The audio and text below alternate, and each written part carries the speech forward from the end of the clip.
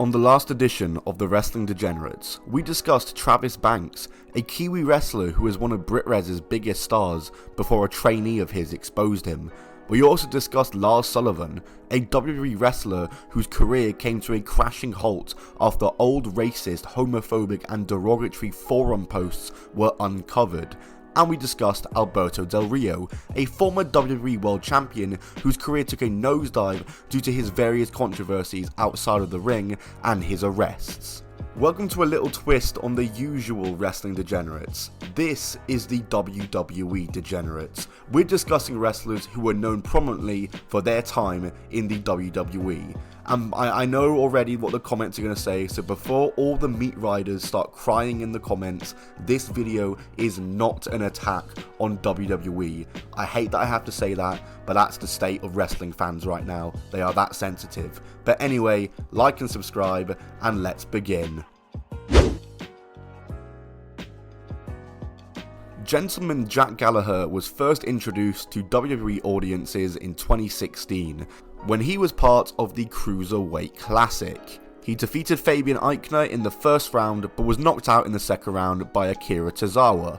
However, Gallagher would get signed by the WWE and would begin making appearances for 205 Live on Monday Night Raw as part of the new revamped Cruiserweight division.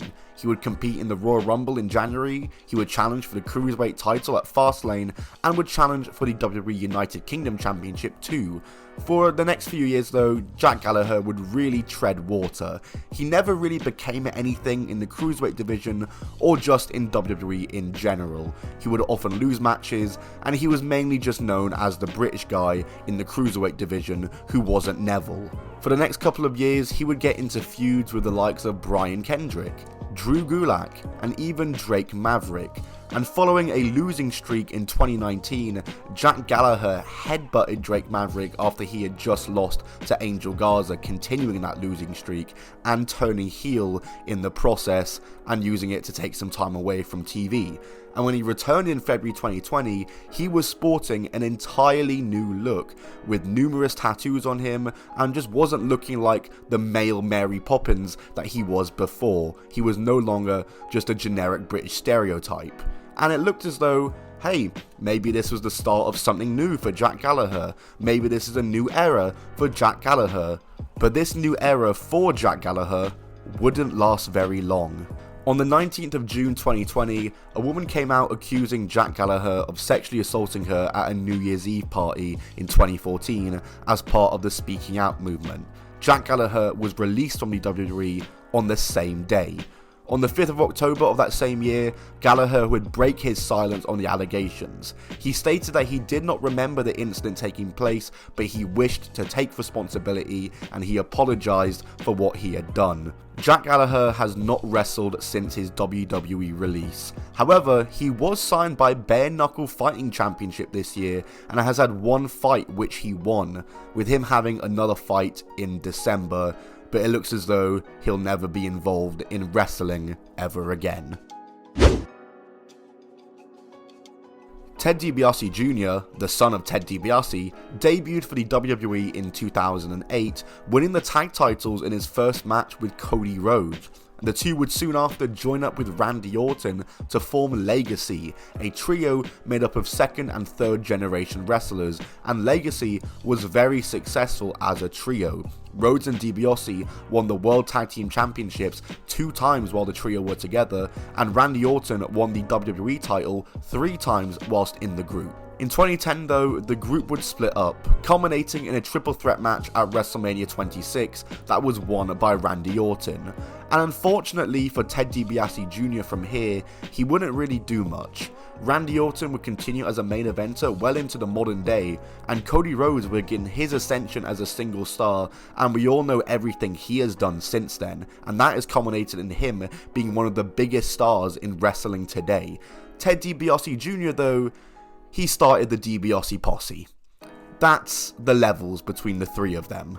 WWE tried to recapture the magic of his dad by giving DiBiase Jr. the $1 Million Championship, Maurice as his on-screen girlfriend, and even brought back Virgil. But just none of it worked. and Ted DiBiase Jr. never really amounted to anything following the split of Legacy.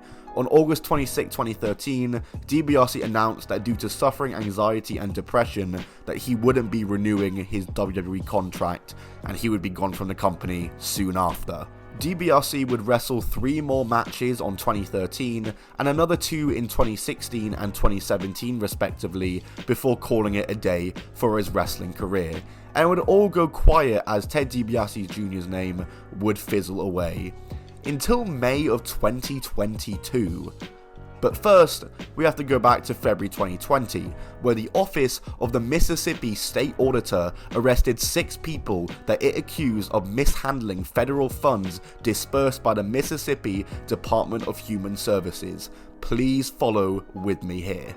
These arrests would kick off a major government fraud scandal, which when we fast forward to May of 2022, the Auditor's Office have released a report identifying $94 million in questionable spending, with it being funneled through 2 non-profit organizations, and the investigation found that this money was made available to numerous notable people, including football player Brett Favre and the DiBiase family, whom were sued. They were sought to recover $20 million in money that was squandered from the Temporary Assistance for Needy Families anti-poverty program. Essentially, because I know this is very tough to follow, the DiBiase family received money fraudulently through non-profit organizations that were meant to be used to benefit needy Mississippians. But they weren't. They were just given to the DiBiase family. In September 2022, John Davis, who was the director of the Mississippi Department of Human Services, was sentenced to 90 years in prison for 5 counts of conspiracy and 13 counts of defrauding the government.